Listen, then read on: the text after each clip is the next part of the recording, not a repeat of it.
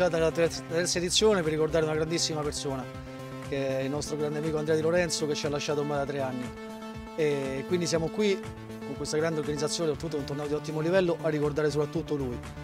Per quanto riguarda la mia squadra ricordiamo anche un'altra grande persona, che è Marco Frisoni, che ci ha lasciato purtroppo pochi mesi fa.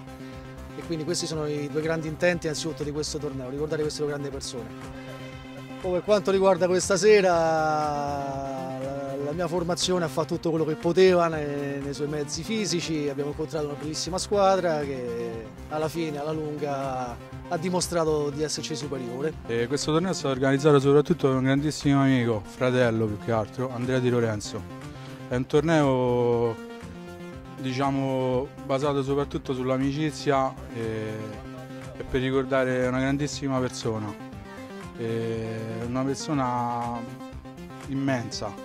A parte i risultati che abbiamo fatto un'ottima partita, abbiamo vinto 6-1, perciò siamo contentissimi, però siamo onorati soprattutto per Andrea.